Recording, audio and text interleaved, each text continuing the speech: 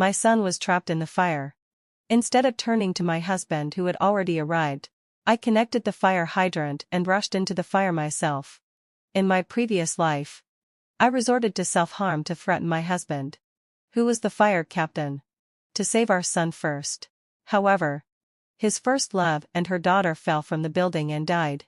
He didn't show any signs of abnormality, but on our wedding anniversary a year later, he tied me and our son up tightly, poured gasoline all over the house, and my son and I were burned to death. When I opened my eyes again, I was back on the day of the fire. But this time, my son in the fire didn't cry out for his father to save him. Instead, he started to save himself. It turned out that my son had come back with me. The shrill siren of the fire engine broke the tranquility of the early morning. Just like last time, I was the first to arrive at the kindergarten. What are you doing with the fire hydrant? You can't act recklessly. The person holding me back was the kindergarten principal, Eleanor. In my previous life, due to my wrong decision, my son and I died a tragic death. So this time, instead of asking my husband, who was the fire captain, for help, I opened the fire hydrant immediately.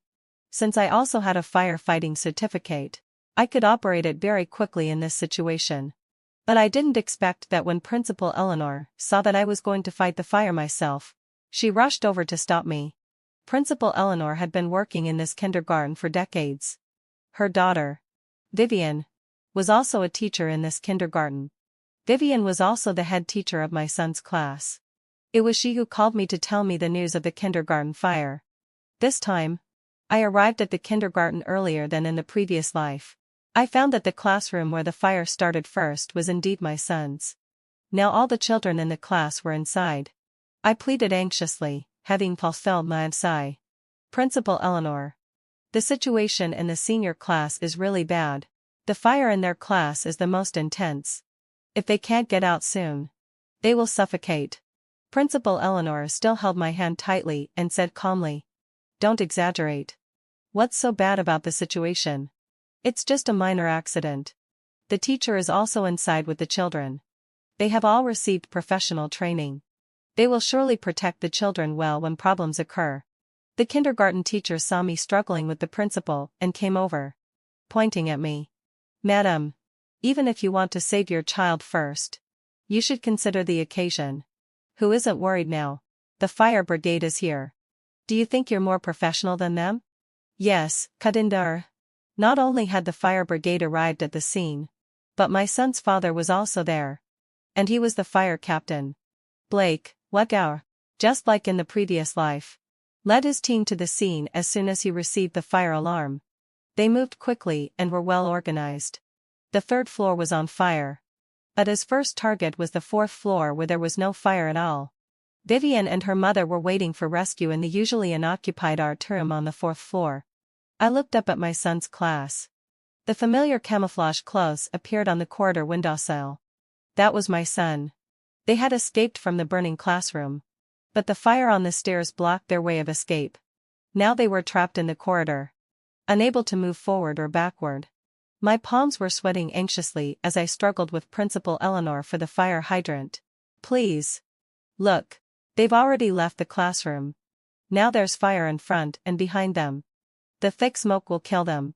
Let me put out the fire on the stairs and save them." Principal Eleanor glanced upward, still holding my hand, and said inferiorly, having fulfilled me, "There are water faucets in the corridor. They will cover their mouth and noses and wait for rescue. The stairs are on fire. If you let them escape from the stairs now, aren't you afraid they'll get burned? Don't you see that the firefighters are already doing their jobs? It seems they want to rescue people directly from the corridor windows.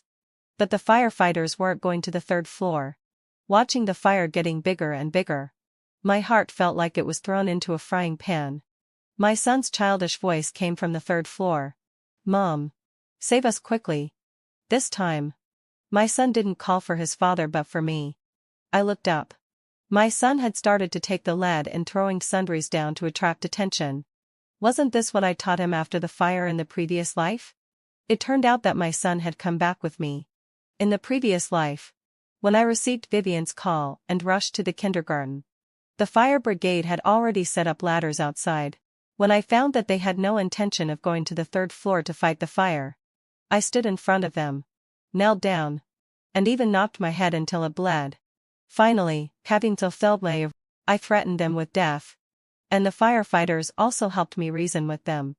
Only then did Blake go to the third floor first, right after the children were rescued. The kitchen on the third floor exploded. In an instant, the entire third floor was engulfed in flames. The children narrowly escaped, while Vivian and her mother, who were stubbornly sitting on the windowsill, were affected by the explosion and fell from the building and died. According to the situation in the previous life, there were less than 20 minutes until the explosion. I had to save my son.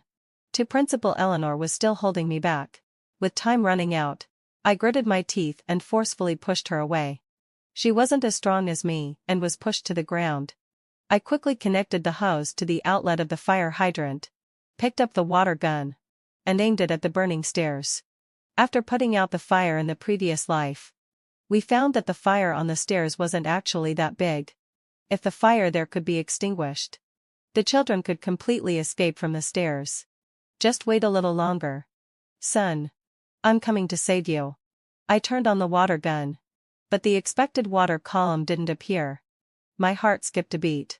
I quickly ran back, connected another fire hydrant to the hose, and quickly set up the water gun. But still, not a single drop of water came out. The fire hydrants in the kindergarten are broken, I shouted. Principal Eleanor retorted. I told you not to act recklessly. Listen to the arrangements of the firefighters. I threw down the water gun, rushed downstairs again, and started frantically looking for fire extinguishers. On the playground, a firefighter saw me and quickly called out to me. Sister-in-law, what are you doing here? I turned around and saw that it was Caleb, among the team members. Except for my husband.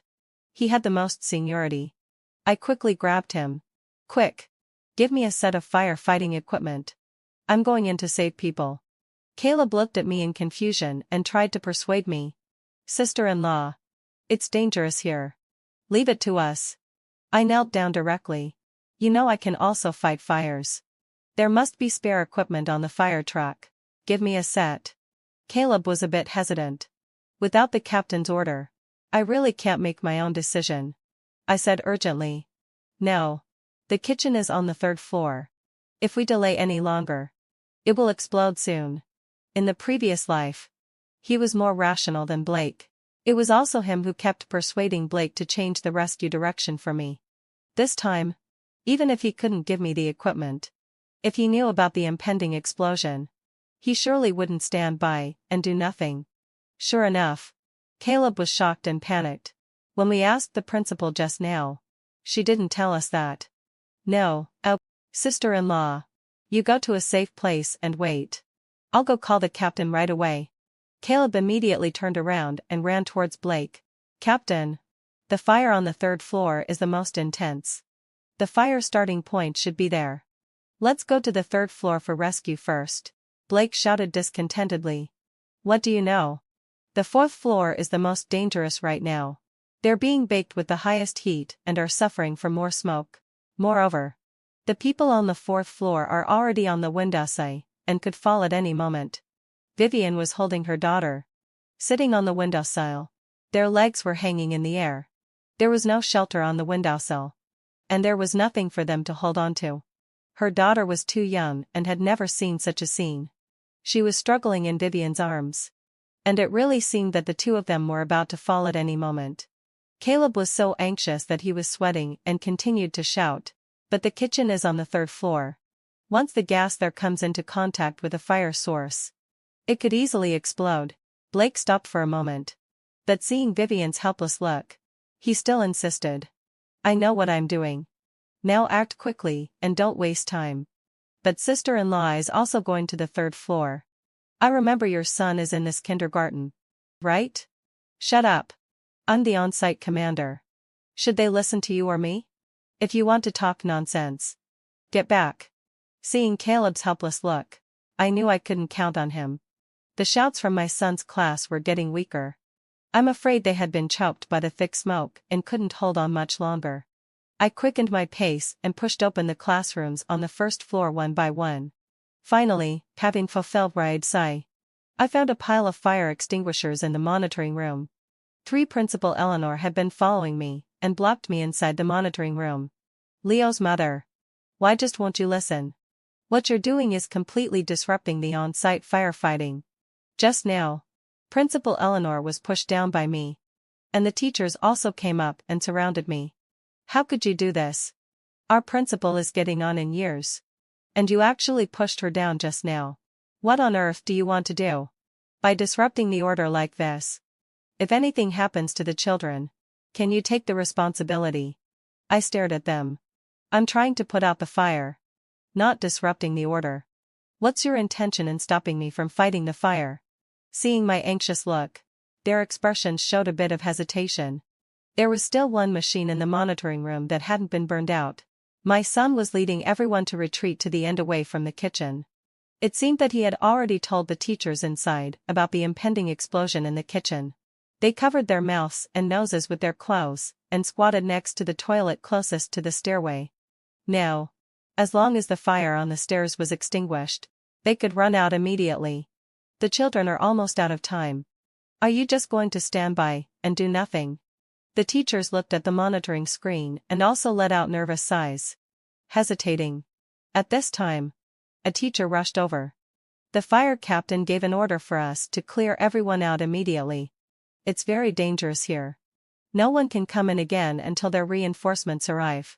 He said that there have been idle people interfering with their rescue efforts just now. Everyone looked at me. And I was completely blocked by them. Blake. You won't save our son and you won't let me save him either? The principal said to me. If you blindly rush into the fire scene now, who will be responsible if something goes wrong? The teachers also came to pull me. That's right. The captain has already said that we should stop anyone from going in again. For the safety of the children's lives. We definitely can't let you act recklessly. My hands couldn't help but tremble. My son couldn't wait much longer. They were simply wasting my time and indirectly killing people. I explained urgently. I also have a firefighting certificate. As long as I have the equipment, I'm qualified to fight the fire. The teachers couldn't listen anymore and didn't give in at all. Watching the time pass by minute, I was so anxious that tears couldn't stop falling.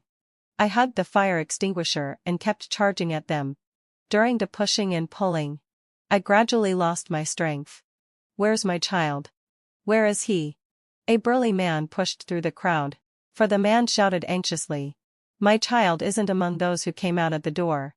Is he still inside? Principal Eleanor quickly replied. The fire brigade is rescuing people. Don't worry. Parent. The man had rushed up to the principal and loudly scolded. What are you talking about? There's a fire and you say don't worry. Just as Principal Eleanor was about to speak, a large group of parents followed behind that man. The power of the parents was much stronger than that of the teachers.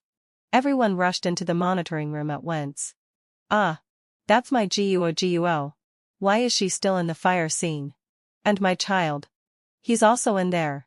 Why hasn't anyone saved them yet? The smoke is so thick. They can't hold on much longer. GUO's mother saw me crying in a mess. Leo's mother. What's going on? I quickly shouted at them. They're stopping me from fighting the fire. The 3rd floor is about to explode. As long as we put out the fire in the corridor, they'll be saved. The parents were very excited. For the sake of their children. They didn't hesitate at all. There are fire extinguishers here. Let's go together. The principal actually still tried to block everyone. If it's about to explode, you should be even more careful not to act recklessly. The fire brigade is already rescuing people.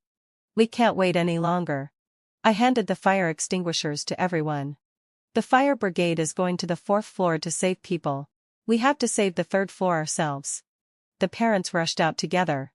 But the teachers and the principal stood in a line. Everyone. Don't be impulsive. It's dangerous. The parents got angry. You're killing people. Do you know that?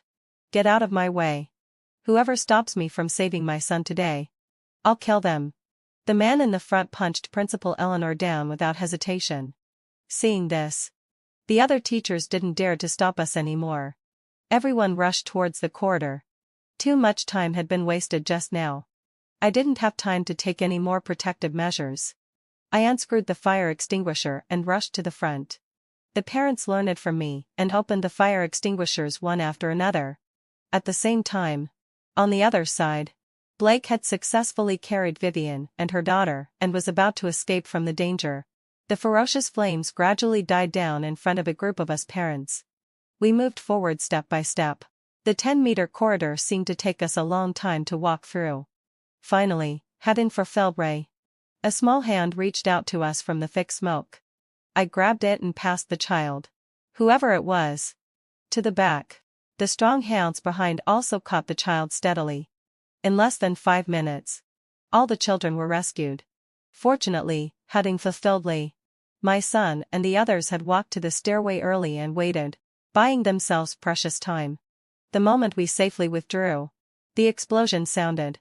Vivian and her daughter were being held in my husband's arms. Watching from the side, my 6-year-old son hugged me tightly and asked the arriving ambulance doctor to apply medicine to me with a feel distressed about look. "Mom, this time we didn't need Dad." I looked at Blake and Vivian next to me. But Blake didn't even have the mind to look at me and my son. Vivian pointed in my direction and said to Blake, "I know how the fire started. I have evidence." Vivian was a kindergarten teacher and also Blake's first love from 10 years ago. She and Blake met again as soon as Leo started kindergarten. Blake had been with me for 10 years and was a good husband and father in everyone's eyes. I had never suspected him. How could I have thought that one day, when there was a fire, Blake would save them first, and even after they died, Blake would demand that my son and I pay with our lives. If in the previous life I hadn't threatened to kill myself, which moved the entire fire brigade. If this time I knew nothing about firefighting and was just a mother desperately trying to save her son, blindly rushing into the fire scene. Then in this fire, only my son and the people in his class would have died. Because this morning, I rushed to the kindergarten after receiving a call from Vivian, and coincidentally witnessed the fire in my son's class. I hugged my son tightly. I almost lost him again in this life. "Leo, Cavado, how exactly did the fire start in your classroom?" Leo cried. "The cabinet where we put our school bags caught fire first. Last time, I remembered that teacher Vivian touched my school bag. When I woke up this time, I didn't let teacher Vivian rummage through my school bag, but she scolded me and still snatched my school bag away." My heart skipped a beat. Remembering what Vivian had just said to Blake, combined with the call Vivian made to me this morning. Was there any connection between them? I quickly called the nanny at home, confirmed some information, and immediately had an idea. Then I made a few more calls, made arrangements, and only then put my phone back in my pocket, ready to watch them act. 5 after the firefighters extinguished all the fires. Everyone gathered on the open ground, looking dirty and disheveled. The incident of the kindergarten fire and explosion was a big deal. Many parents, regardless of their work, took leave and rushed over. Many grandparents were also worried when they received the news and came trembling lie together. You kindergarten must find out the cause clearly and give everyone an explanation. Now it's not just a fire, but also an explosion. Vivian, who had been hiding behind Blake, stood out at this time and cried to Principal Eleanor in a voice loud enough for everyone to hear. "Mom, Principal, it's all my fault. I found dangerous items in Leo's school bag. I just informed his mother to come over. But I didn't expect it to still cause a fire." The parents asked Vivian to make things clear.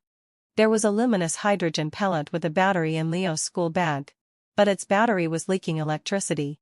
Blake frowned.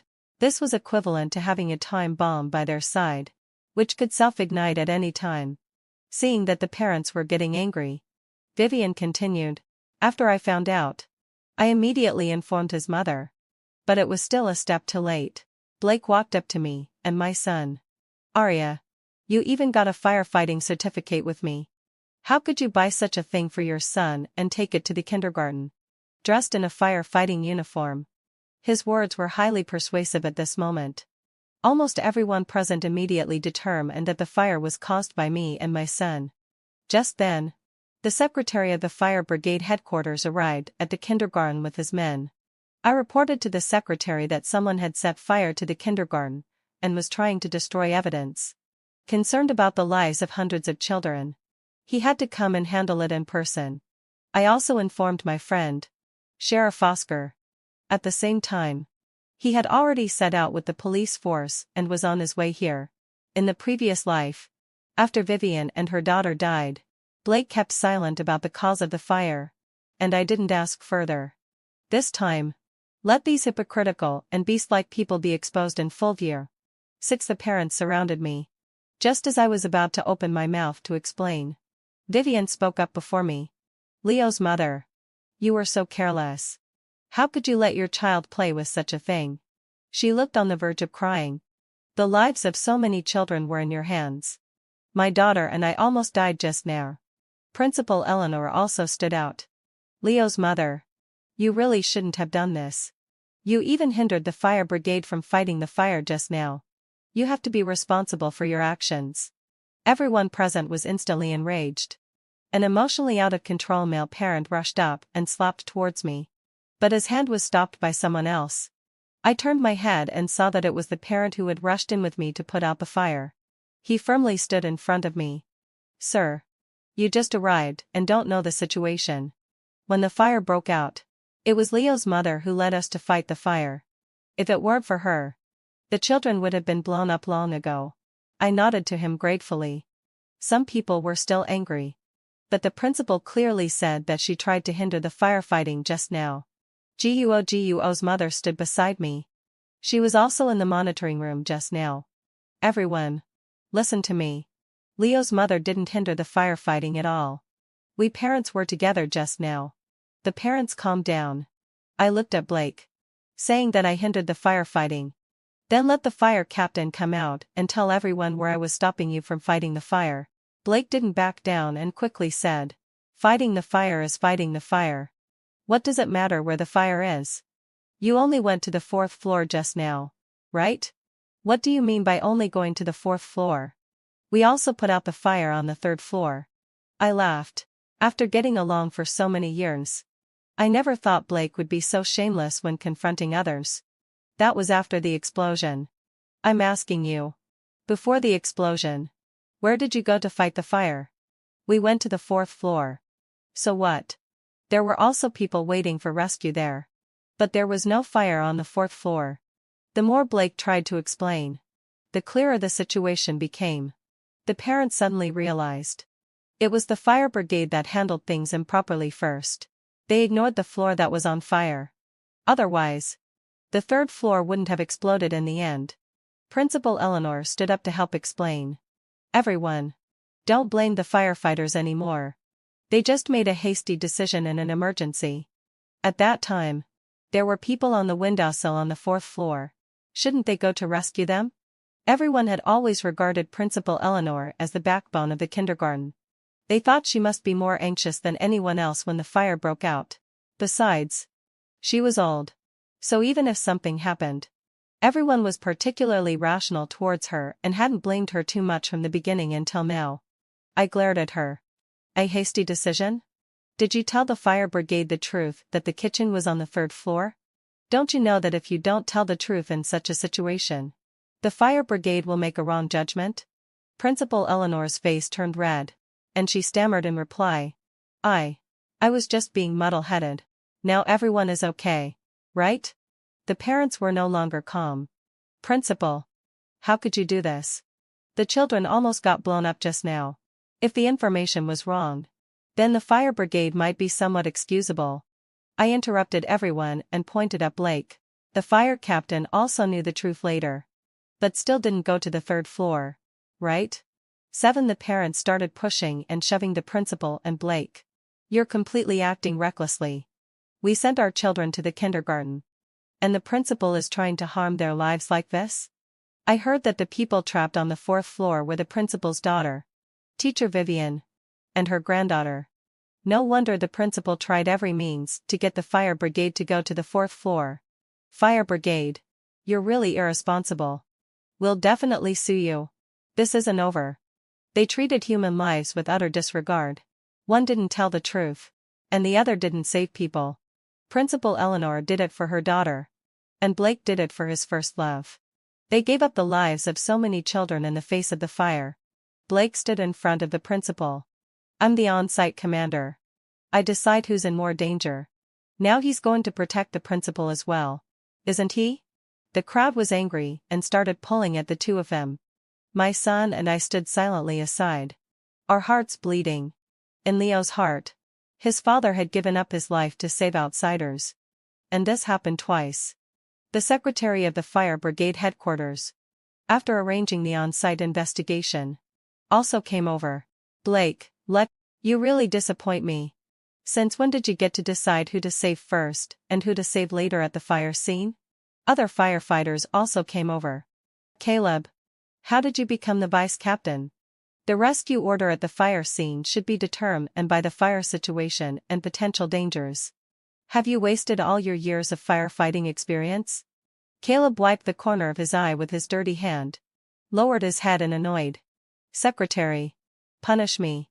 I should have forced the others to go and fight the fire. I shouldn't have listened to the captain. At that time, I really wasn't sure if the captain's decision was right or wrong. Because I never thought the captain would give up his wife and son and make the wrong decision. After hearing his words, the parents looked at each other sensitively. So the fire captain's own wife and son were on the third floor. And he actually didn't save them? Leo couldn't hold back any longer and burst into tears. Dad, why didn't you come to save me? Why did you want to kill me? Isn't Leo good? Why don't you want Leo? If you don't want Leo, Leo doesn't want you either. My 6-year-old son had been killed twice by his own father. How could he bear it? Shut up. Don't make trouble. Blake shouted at us impatiently. Arya, look what you've taught the child. Leo stepped back behind me in fear. I quickly picked him up and coaxed him softly. Leo is good. Leo is not wrong. It's the bad guy's fault. If Dad doesn't want you, Mom still wants you. Everyone looked at us in disbelief. Guo's mother came over to comfort me. Leo's dad. How could you treat your wife and child like this? They almost died just now. A sharp-eyed parent pointed out. Leo's dad. You were holding Teacher Vivian just now. What's your relationship with Teacher Vivian? Did you give up saving your child to save your mistress? Leo's dad. You're not even human. Another parent shouted. Principal. How could you let your daughter be a mistress? Just now, Leo's mom wanted to fight the fire. And the principal and teachers came to stop us. Leo's mom was so anxious that she was crying. The teachers were no longer calm. It has nothing to do with us. We just followed the principal's orders. The principal blurted out. I just didn't want the parents to lose their lives in vain. After all, it was so dangerous at that time. It was Leo's mom. She was so stubborn and insisted on rushing into the fire. I really risked my life to stop her. And she even pushed me down. Poor me. An old woman. What she said was very tactful. She not only cleared herself of the problem of passive rescue but also created a good image of herself as someone who cared about others. But she was wrong. The parents present didn't buy it at all. You're lying. Leo's mom was trying to rescue them. I had always been puzzled as to why Principal Eleanor kept stopping me from fighting the fire. It was almost impossible for the fire hydrants in the kindergarten to have no water. The fire brigade would check such institutions almost every month. And even if they were broken, they would be repaired immediately.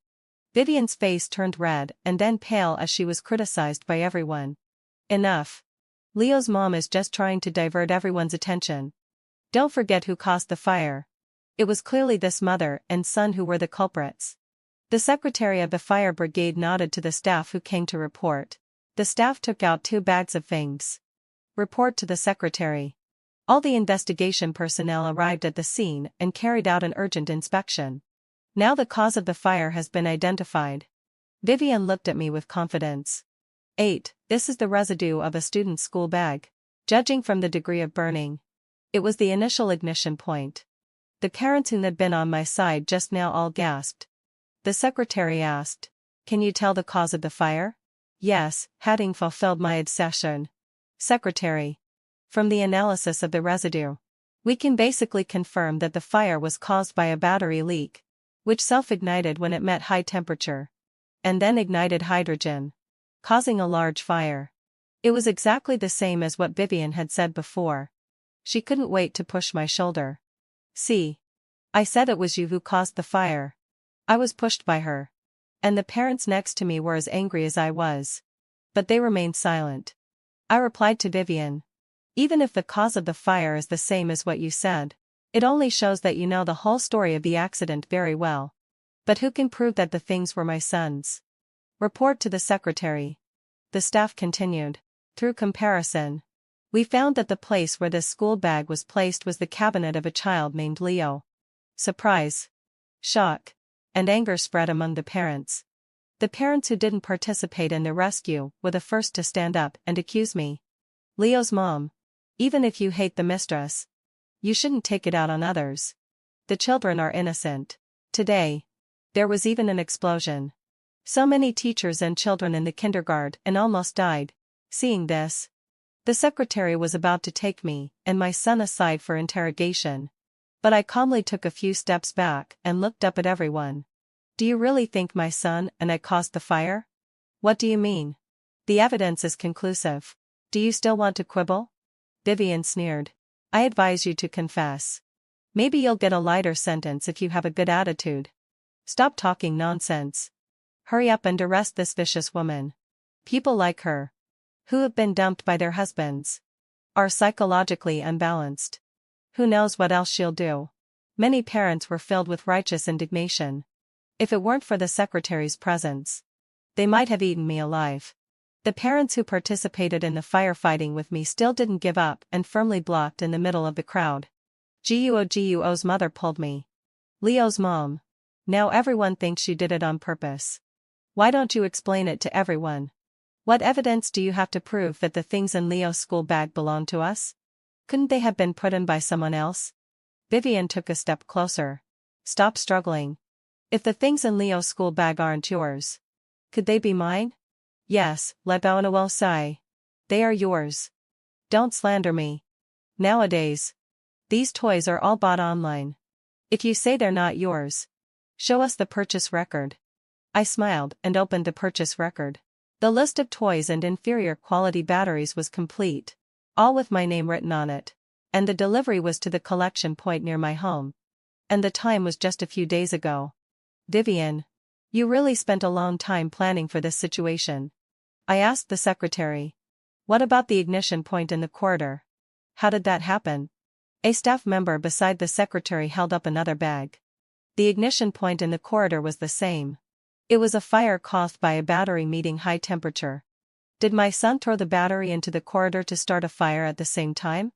Vivian was at a loss for words for a moment. But Principal Eleanor spoke up in a flurry. That's not impossible. Leo has always been very naughty.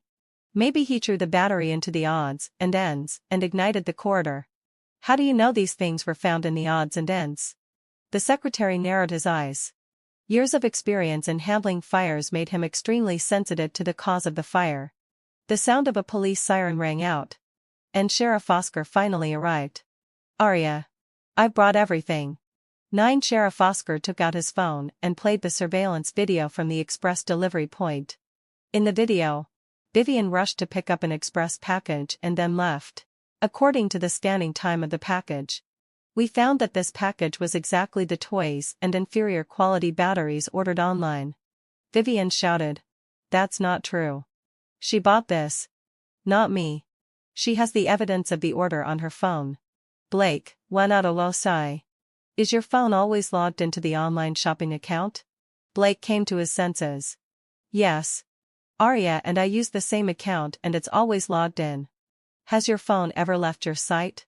He looked at Vivian suspiciously. Vivian, did you use my phone while I was taking a bath? How could you do this? Leo is my biological son. How could you want to kill him? The police walked towards Vivian. Seeing that Blake no longer protected her, Vivian hid behind Principal Eleanor. Principal Eleanor stopped everyone. Even if Vivian bought the toys and picked up the package, it doesn't prove that the things that caused the fire were put in by her. The old lady seemed to be going all out. She not only protected Vivian behind her, but also reached out to pull the police. Don't think that just because her husband is dead, you can bully her and her child. I won't let you wrong her. So Vivian's husband had passed away. No wonder she took such a risk to get Blake. Leo stood up. These things aren't mine at all. Teacher Vivian touched my school bag. She put them in. Vivian got angry when she saw that even a child like Leo was yelling at her. You little brat. Don't talk nonsense. Who can prove that I touched your school bag? I never touched it. Now everything had been burned. The on-site surveillance had been destroyed. And even the fingerprints had been burned to ashes. Vivian thought no one could do anything to her. Although all the evidence pointed to Vivian.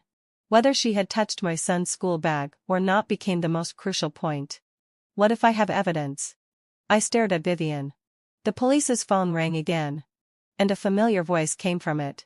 You little bastard. You still dare to stop me. Give me your school bag.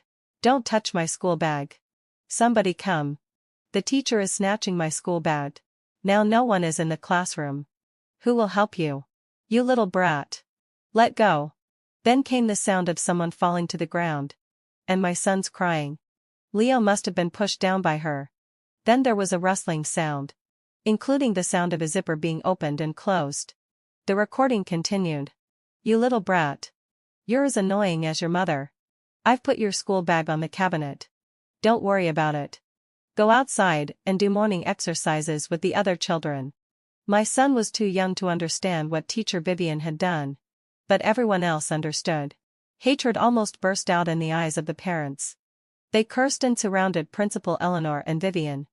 Vivian, ultimate, who was being besieged, still shouted at me. Arya. You're so despicable. I gave her a cold look. Undespicable?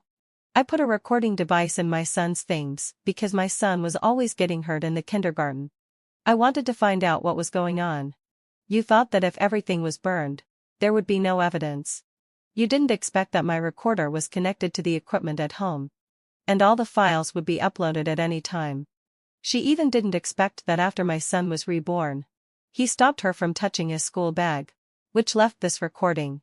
The police stepped forward and handcuffed Vivian. This is called justice will prevail. You're now under arrest for arson. No. I didn't commit arson. Even if I put the things there. I didn't cause the fire. She was still struggling desperately. The police and the firefighters came over together. They were holding a bag of things. It seemed they had found new evidence. 10 Captain. We found hot packs in the principal's office. Exactly the same as the fragments found at the firefighting scene. We speculate that the heat from these hot packs caused the battery to catch fire. Principal Eleanor rushed forward, trying to snatch the evidence, but was held down by the police. That's because I'm an old woman and afraid of the cold.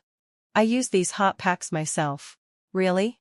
The same hot packs were found in the corridor and in the school bag, and you knew that the battery in the corridor was under the odds and ends. How do you explain that?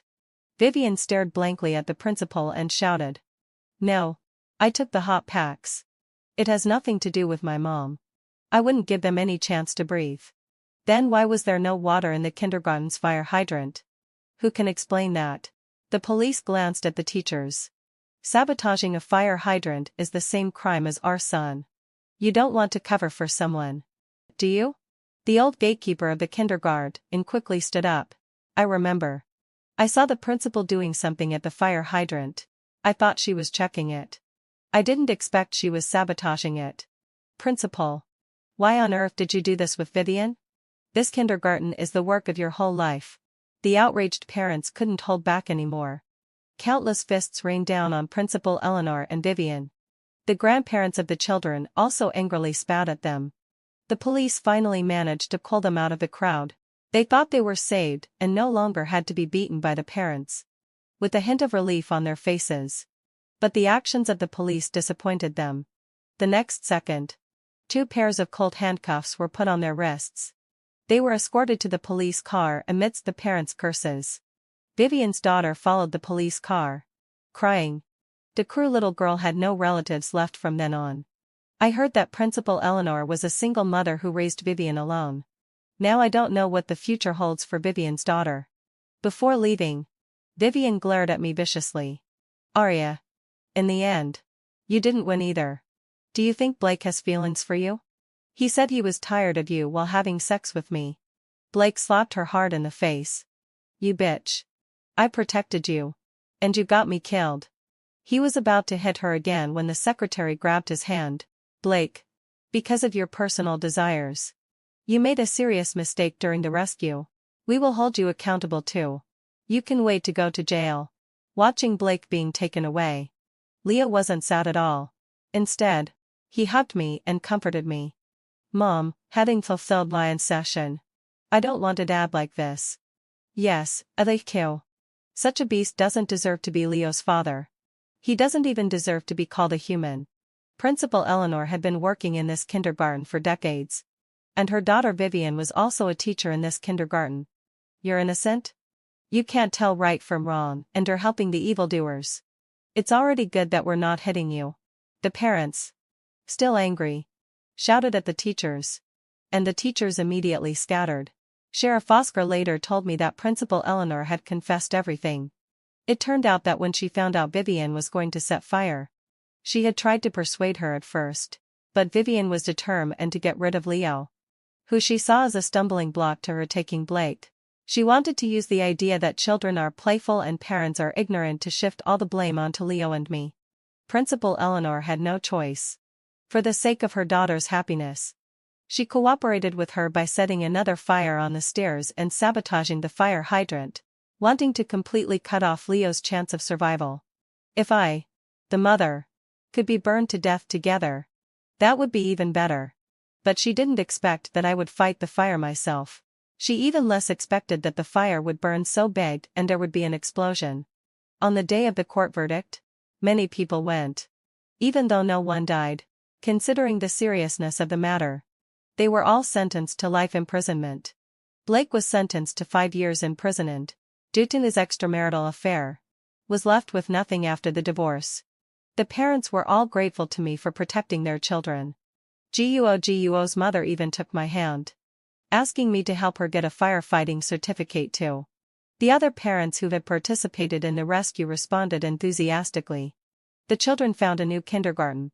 After this incident, Leo became a little man by my side. Mom, heading fulfilled by a sigh. I'll protect you from now on. The end. In my past life, I married a man from a humble background who aimed to climb the social ladder.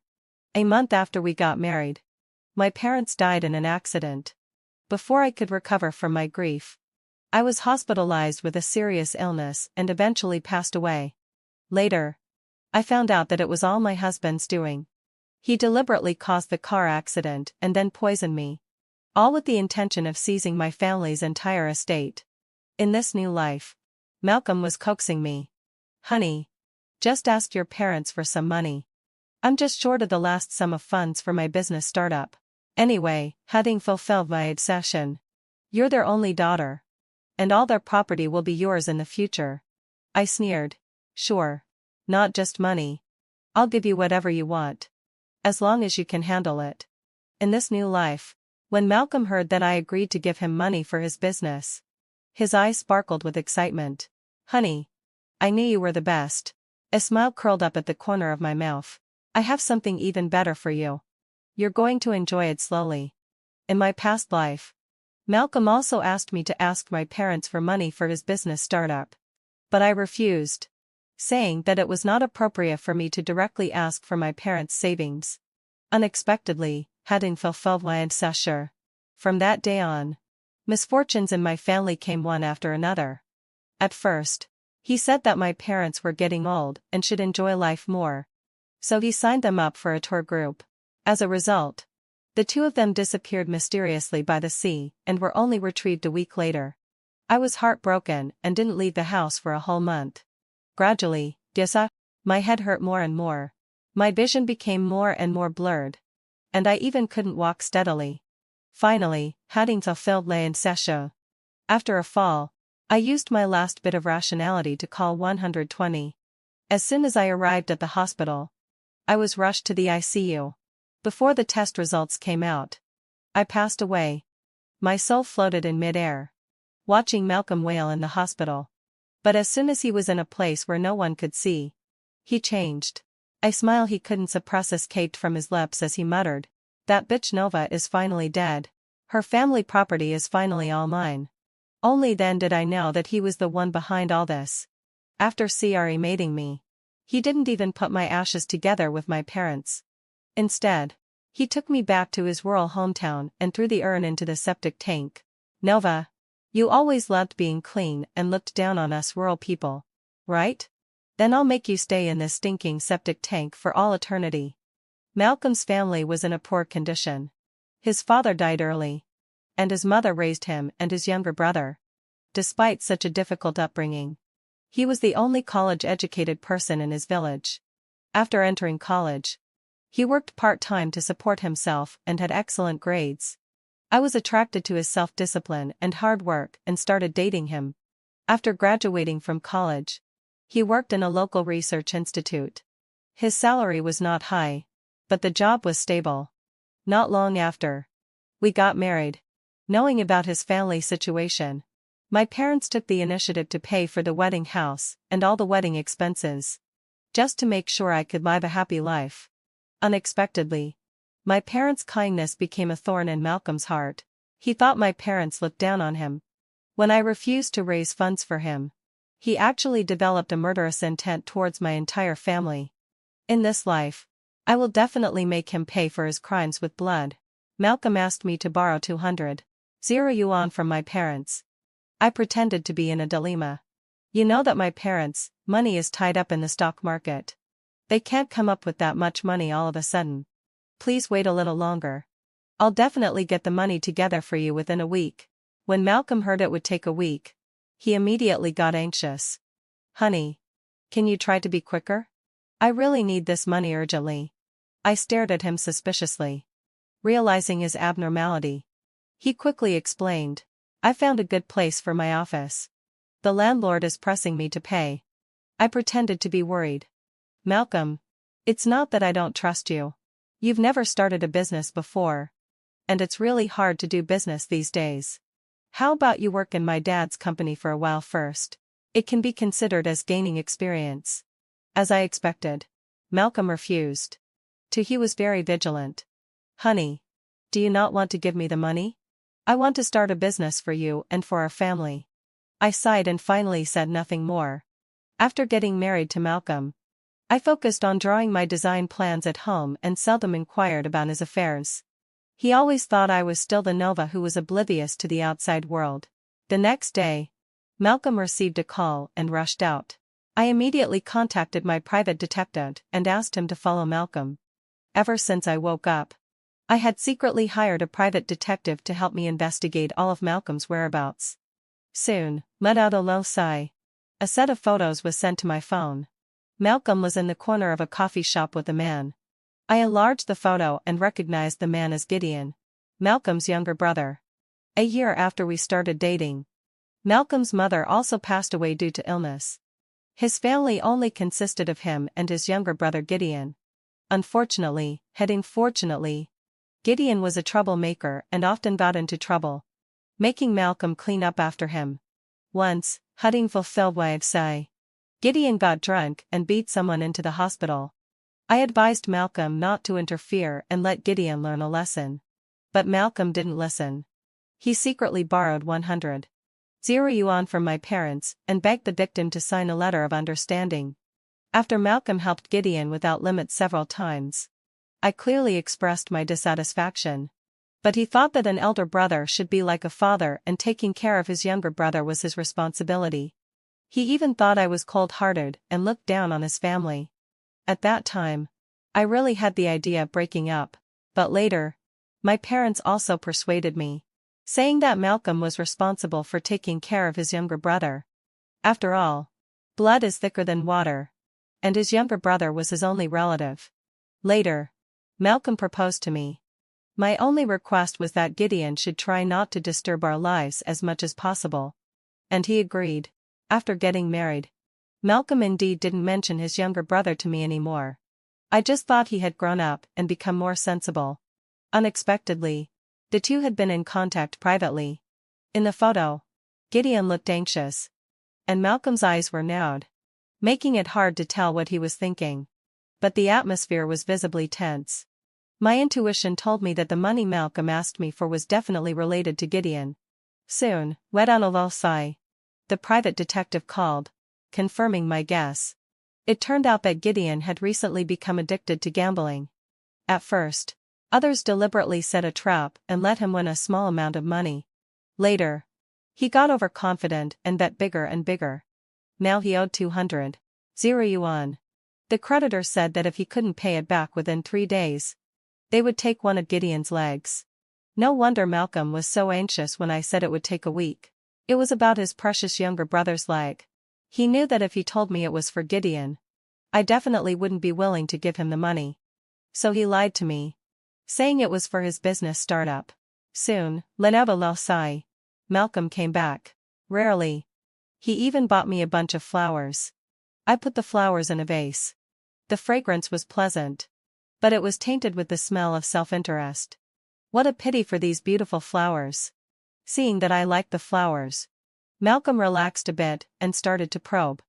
Nova. About the money I mentioned to you last time. Can you give it to me within 3 days? The landlord said he can wait for me at most 3 days.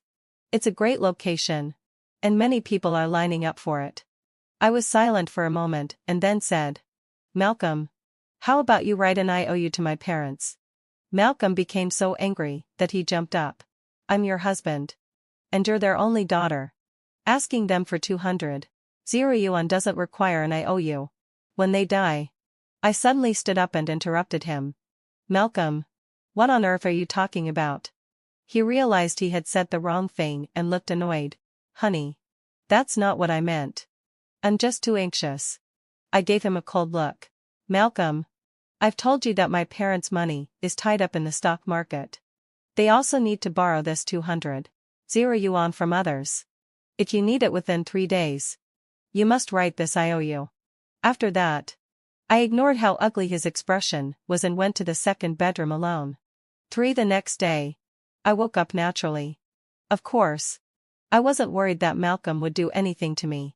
After all, for now, having full self my obsession, I was still his cash cow.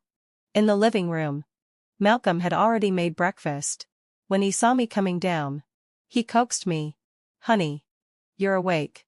I specially made your favorite breakfast. Come and have a taste. I sat down, took a sip of milk, and asked, how about the IOU? Have you thought it through? A flash of displeasure crossed Malcolm's eyes, but it disappeared quickly. He took a piece of paper from the coffee table and handed it to me. I've written it. See if it's okay. After making sure the IOU was fine, I promised him that I would go home to get the money from my parents right away. Malcolm nodded excitedly and urged me to go back as soon as possible. When my mom saw me come back alone, she thought I had a quarrel with Malcolm and looked worried. Nova, Malcolm's parents are no longer alive. You should be more understanding of him. Don't always have petty arguments with him. I nodded and threw myself into my mom's arms. Her embrace was so warm and reassuring. But how could I not hate Malcolm? Who drowned my parents? Who always considered him in every way in the sea without mercy just because they touched his interests. My mom noticed my abnormal mood and became serious. Nova, did Malcolm do something to let you down? If that's really the case, we won't let him off lightly. After thinking for a while, I decided to tell her part of the truth so that they could be more vigilant and avoid falling into Malcolm's tricks.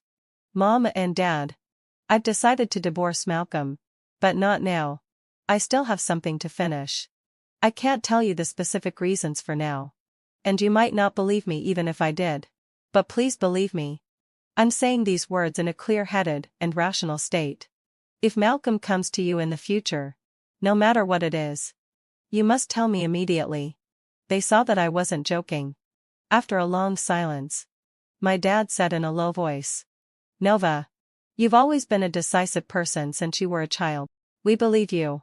But remember, Mom and Dad will always be your backup. Don't be afraid and go ahead bravely. I quickly turned my head, trying hard not to let my tears fall. Then I took out the IOU from my bag and handed it to my dad. My dad frowned. What does Malcolm need so much money for? Besides, you're planning to divorce him. Why do you still care about this? I explained patiently. It's the gambling debt his younger brother owed. Malcolm lied to me, saying he wanted to start a business. So I asked him to write this IOU. Dad, please lend me the money this time. If I suddenly mention divorce, Malcolm definitely won't agree. I have to find a way to make him sign the divorce papers willingly. My mom was very puzzled. Nova, people who gamble have no bottom line. If you pay off his gambling debt this time, what about next time? His younger brother is a bottomless bet. I looked at my mom firmly. Yes, having fulfilled my sure. I know he's a bottomless bet. That's why I'm willing to take this money to whet his appetite. When the time comes that he can't pay back the money, it won't be just about one leg. That night, I took the money back home. Malcolm was very happy, and promised me solemnly that he would try his best to pay it back. I replied with a smile. Don't worry. Take this money and use it first. Your business is the most important. After washing up, I went straight to the second bedroom. Malcolm was very surprised. I explained. There are a lot of design drawings to be drawn in the studio recently. I'm afraid I'll come back too late and affect your rest, so I'll just stay in the second bedroom. Only then did Malcolm dispel his doubts. He took the money and went out excitedly. In less than half an hour, another photo was sent to my phone. Malcolm gave the bank card to Gideon. They really are brothers. He didn't even hold the money for long before giving it to his younger brother to pay off the debt. I dialed a number in my phone, which was given by my dad. My dad's business covers a wide range of fields, and sometimes he has to deal with some ruffians. But my dad is a righteous person and will take the initiative to help those in trouble. He always says that people can't live without the word favor in this world. The phone number he gave me was of a person named Axel, a friend of my dad's. He got into some trouble and was imprisoned a few years ago, leaving behind an 80-year-old mother at home. It was my dad who sent his mother to a high-end nursing home and arranged for someone to take care of her personally, so that they could see each other again. After Uncle Axel was released from prison, he recognized my dad as his adoptive elder brother and visited our home during festivals. This time, my dad asked me to contact him mainly because he has a background in the underworld. As soon as Uncle Axel heard it was me, he grinned from ear to ear. I sent him a photo of Gideon and asked if this person had been gambling in the casino under his name. Uncle Axel cares a lot about my affairs. In his words, he doesn't have a daughter, and I'm like his own. Soon, met out a little sigh. He told me that Gideon had indeed been gambling in this casino recently. He lost a lot of money a few days ago, but he paid it all back today. Uncle Axel was very puzzled. Nova, why are you asking about this person? Uncle tells you, having fulfilled my sigh. Never get involved with people who gamble. They're inhumane beasts when they start gambling. I comforted him. Uncle Axel, can you do me a favor? Find a way to make him gamble again. When he goes, make him lose as much as possible. Preferably to the point where he can never get back on his feet. Uncle Axel was silent for a moment on the other end of the phone, but soon agreed to my request. So, in the following days, I received messages from Uncle Axel every day. He sent me everything about Gideon and the casino in great detail. The casino knows how to trap gamblers. At first, they let them win some money to whet their appetites. Once people are hooked and addicted, they will lose everything. Uncle Axel told me that Gideon had lost a lot. But because he had been running up a tab in the casino, he didn't even know how much he had actually lost. The more this happened, the bigger he bet. One day, when I was idle, I deliberately asked Malcolm about it. I haven't heard from Gideon for a long time. How is he doing recently? Malcolm's pupils trembled slightly, and soon his expression returned to normal. He's been quite good recently. He's still working in the factory. I nodded and didn't say anything, but didn't expect this action also touched Malcolm's sensitive nerve. Why are you suddenly asking about Gideon? Did he come to you? For I frowned and shook my head. I just thought of him suddenly. So I asked you. Malcolm nodded, looking relieved. I knew he had found out about Gideon's gambling because in the latest photos Uncle Axel sent me, Malcolm had chased after Gideon to the casino. But gambling is like Pandora's box. Once opened, how could it be so easy to stop? However, Malcolm didn't dare to let me know about this. As long as I was kept in the dark, he could find ways to swindle money from me. Just like the 200 yuan you lied to me about for starting a business last time. A month later, I got news from Uncle Axel that Gideon had already owed the casino 2 million yuan. I knew it was time to close the net. Every time Malcolm came home, his face looked uglier and uglier, but he kept holding it in and didn't say anything. I asked Uncle Axel to play a more aggressive move and tell Gideon that if he couldn't pay off the debt within 3 days, he wouldn't be able to leave the casino alive. Gideon was scared. He could call Malcolm a dozen times during a meal. At first, Malcolm would answer the phone behind my back and just perfunctorily say a few words. Later, he simply stopped answering. When I asked him who it was, he just said it was a harassing call, until Gideon came to our door directly. He put away his usual casual look and begged me for help with snot and tears. "Sister-in-law, please help me. If I can't pay back the money, those people will really kill me." I turned to look at Malcolm. Noticing my gaze, he deliberately turned his head away and didn't look at me. "Last time, your brother borrowed 200 yuan from my parents for starting a business. Now all my family's money is in the stock market. I can't get it out in a short time at all. By the way, your brother's business should be doing well. If you borrow from him, he should be able to scrape some money together for you." Gideon wiped away his tears and shouted, "My brother gave me that 200 yuan. He didn't start a business at all. Where would he get the money? Sister-in-law, I can only rely on you now. You must save me." I suddenly stood up and stared at Malcolm, asking sternly, "Malcolm, how dare you lie to me? Didn't you say you were starting a business? So it was all to fill your brother's bottomless pit?" Malcolm was stunned by my question and stiffly defended himself. "He's my own brother. What's wrong with me giving him 200 yuan? Nova, do you look down on my family and think he's a burden to you?" Malcolm was always like this. Whenever I slightly expressed dissatisfaction with his family, he would make a big deal out of it and think that I looked down on his family. Now your brother owes 2 million yuan in gambling debts. Anyway, having fulfilled my incession, I don't have this money. I want to see where you'll get the money. Gideon got anxious. He slid on his knees to my feet, hugged my thigh, and started wailing. "Sister-in-law, please. Please save me. I'm still young. I'm my brother's only brother. You can't just watch me die." Before he finished speaking, there was another loud banging on the door. Uncle Axel's thugs had arrived. A dozen of them came in a rush, each holding an iron bar. As soon as Gideon saw them, he was so scared that he crawled behind Malcolm to hide. Malcolm pretended to be calm and negotiated with them. "Who told you to come to my house? I will definitely pay back my brother's money." The bald-headed man leading the group looked Malcolm up and down and snorted. "You seem like an educated person. I won't make things too difficult for you. If I don't see the money by noon the day after tomorrow, your brother will end up like this glass." With a wave of his hand, the glass fell to the ground and shattered into pieces. Malcolm had never seen such a scene and was also frightened into a shiver. After the crowd left, Malcolm pleaded with me, "Nova, please help me one more time. As long as you pay off my brother's debt this time, I'll listen to you in everything from now on." I stared at him coldly. "As long as I pay off his debt, you'll listen to me in everything?" Hearing that there might be a turn of events, Gideon quickly agreed on his brother's behalf. "Sister-in-law, as long as you help me, my brother will listen to you from now on." I nodded. "Okay, getting fulfilled my obsession. As long as you agree to divorce me, I'll pay off his debt." Malcolm didn't expect me to propose divorce. He was so shocked that he took a few steps back. "What did you say? You want to divorce me?"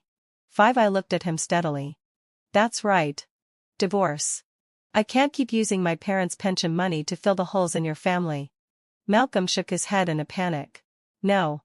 How can you divorce me? How long have we been married? I don't agree to the divorce." I looked at Gideon and shrugged. "You see, I want to help you. But your brother doesn't agree. There's nothing I can do. Gideon was also in a hurry. He stepped forward and grabbed his brother's sleeve. Brother, didn't you hear? Those people are going to kill me. What's wrong with getting a divorce? What did Mom say before she passed away? She told you to take good care of me. I'm almost losing my life now. And you're reluctant to divorce? If Mom knew, she wouldn't be able to rest in peace. Malcolm was still hesitating. He scolded in a low voice. Do you know how much effort I put into marrying Nova? Now you want me to divorce her? Gideon wasn't having it either. He pointed at his brother's nose and started cursing. You don't care about your own brother's life for the sake of this woman's money, do you? Malcolm, you're an ungrateful wretch. Seeing that being tough didn't work, Gideon played the emotional card. Brother, you're my real brother. My only family left. Do you really want to watch me die? Do you really have the heart? In the end, Malcolm compromised. He still couldn't give up his brother. Okay. Nova. I'll divorce you. But you have to promise to pay off my brother's debt. I clapped my hands and stood up. The dog-eat-dog show was finally over. It was really wonderful. I called my lawyer friend in the middle of the night. Half an hour later, she arrived at my house with the divorce agreement. I signed it without hesitation. Malcolm, however, was hesitant. Honey, I love you.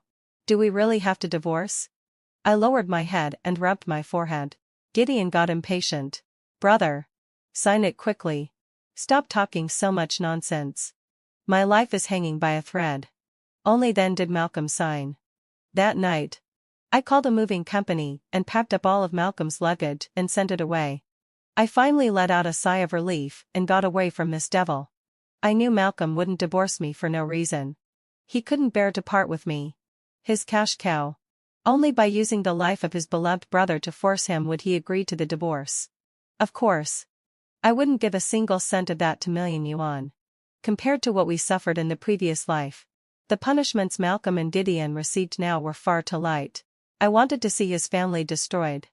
The next day, after finishing the divorce procedures, Malcolm asked me to meet at the coffee shop where we first met. I first saw him in this coffee shop near the school. At that time, I came to have coffee with a friend, and Malcolm was working part-time. A thief in the store stole my wallet. By the time I noticed, the thief had already run out of the store wearing a hat and a mask. Malcolm heard my cry for help and ran out of the store without hesitation to get my wallet back. From that moment on, I fell in love with him. We were sitting in the same seats as our first date. Malcolm was very sad. Nova, if I can pay back all the money I owe you, can you give me another chance? I promise you. I'll never let Giddy and rag down my life again. I shook the coffee in my hand and suddenly asked, Malcolm, do you remember when I first came to this store? A thief stole my wallet and you helped me get it back? Malcolm looked at me suspiciously, not understanding why I would mention this old story. I continued. Just now, it suddenly occurred to me that the thief at that time looked a lot like Gideon. My words were like a thunderbolt out of a clear sky. Malcolm's body trembled, and his eyes were vigilant. Seeing his reaction, I knew I had guessed right again. It turned out that it was just a play acted by Malcolm and Gideon. It was a well-known fact among my classmates that I had a good family background and was generous. They staged this act to deceive me into getting involved with them. I stood up and murmured. Fortunately, having fulfilled my obsession, God gave me another chance. I turned to leave. But Malcolm grabbed my arm. What about the $2,000,000 we agreed on? I break apart his hand and smiled. Just wait patiently. After walking out of the coffee shop, I blocked Malcolm's phone number. $2,000,000? Go to hell. Until the third day, my phone was bombarded by countless different numbers Malcolm used. The first thing he said as soon as the call connected was to ask when the money would arrive.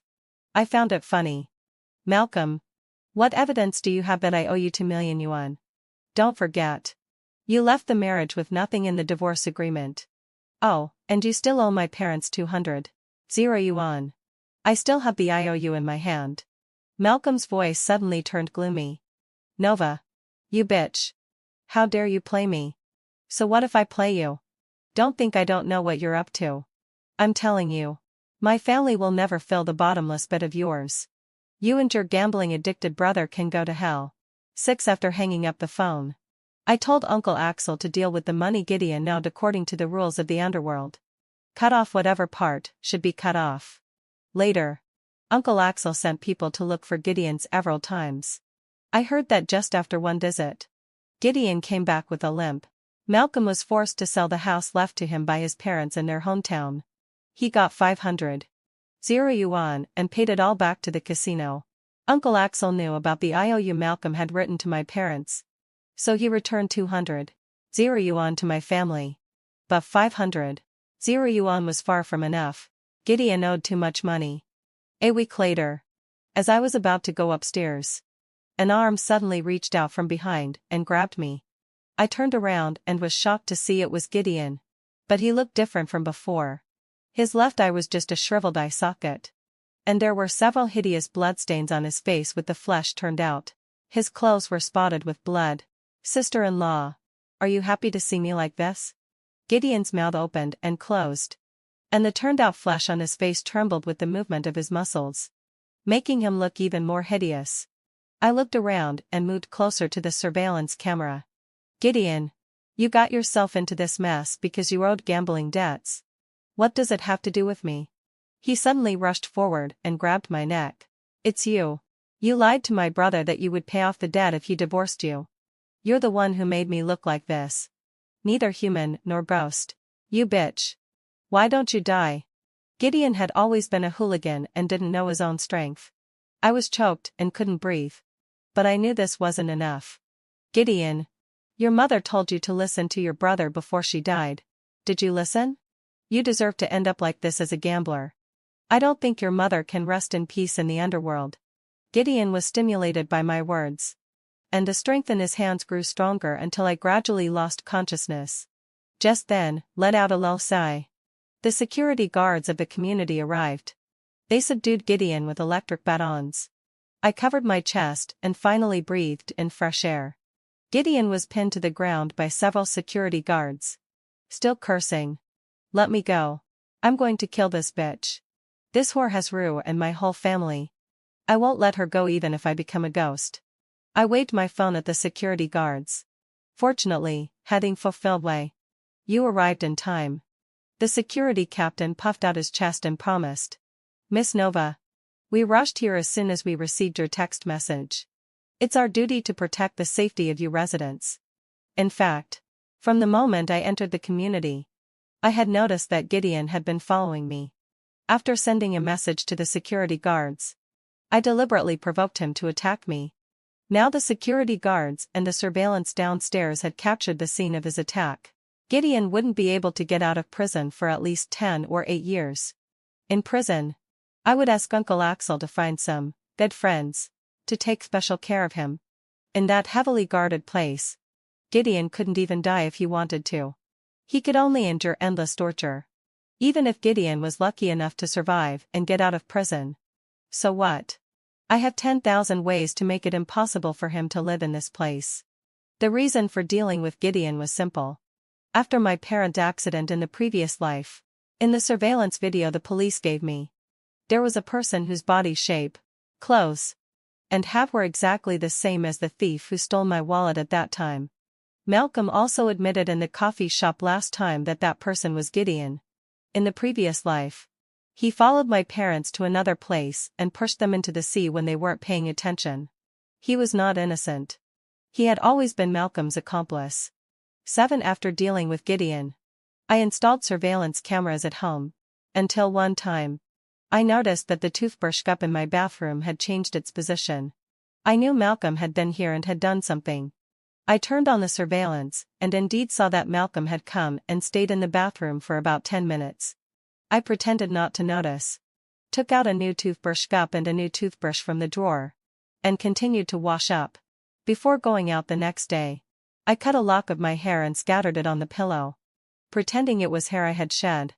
Sure enough, not long after I left, Malcolm came again. This time, he went straight to my bedroom. Seeing the hair on my pillow, he nodded with satisfaction. This time, He smeared a circle of silver-white liquid on the inside of my water cup. Before leaving, he looked around the home we used to have, and a vicious smile appeared on the corner of his mouth. Soon, let out a low sigh. The news of my hospitalization spread. Afraid that Malcolm wouldn't get the news, I even asked my mom to post a help-seeking post on my social media account. Late at night, after my parents left, a lithe black figure flashed in. I closed my eyes and deliberately applied pale foundation on my face to look very ill. Malcolm sat by my bedside. His voice cold. "Nova. You got my brother in prison for 10 years. You bitch, you bitch. Doesn't it feel good to be lying in bed now? I heard that the hospital can't figure out what's wrong with you." Of course they can't. This is a heavy metal poisoning I specially prepared for you. Do you like it? I've already thought it through. After you die, I'll dig out your ashes and scatter them in the septic tank in our village. You love beauty so much, so you can stay in the septic tank and stink forever. I pretended to open my eyes weakly and squeezed out a few words from my throat to question Malcolm. "Why are you trying to harm me?"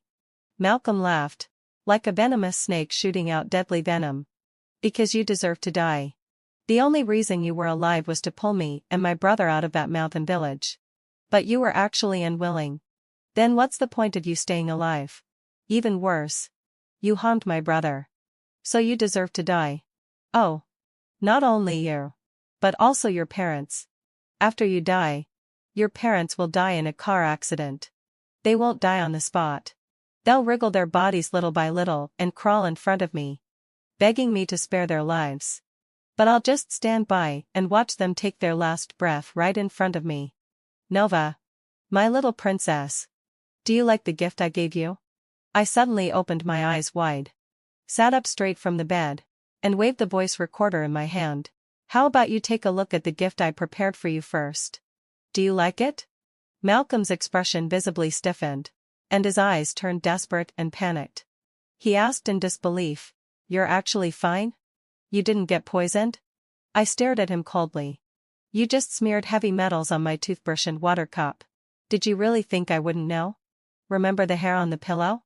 I prepared it especially for you. But you were really impatient. You were in such a hurry to do something to me. Didn't you ever wonder why, even after we divorced, I didn't change the lock on the front door? And there's not even a caregiver with me now?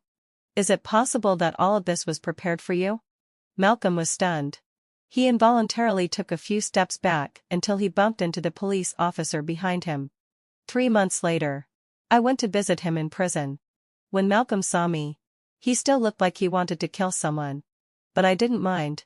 I came today to tell him the news about Gideon. After all, they were the closest brothers. If something happened to the younger brother, how could the older brother not know? It would be good for him to shed some tears in prison. I told him that Gideon had offended someone in prison.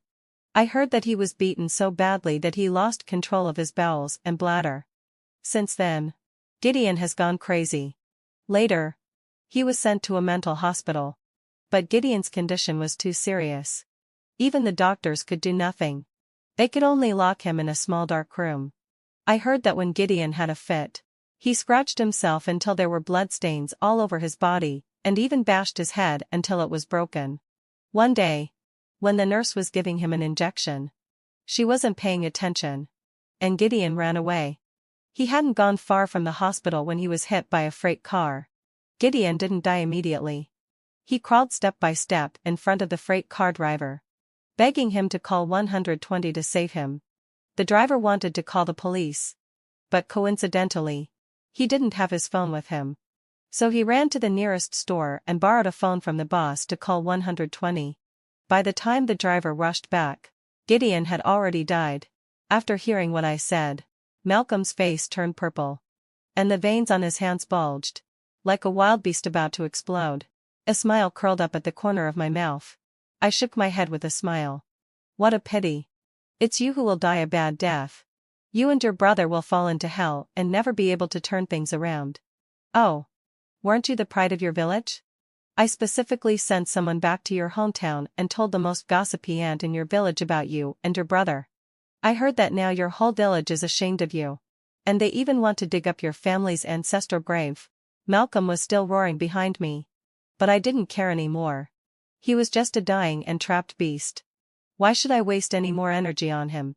When I got home, my parents bought me a big cake. I was very surprised. It wasn't my birthday today. My mom took my hand and sat me in front of the cake. But today is your new beginning. Yes. My new beginning.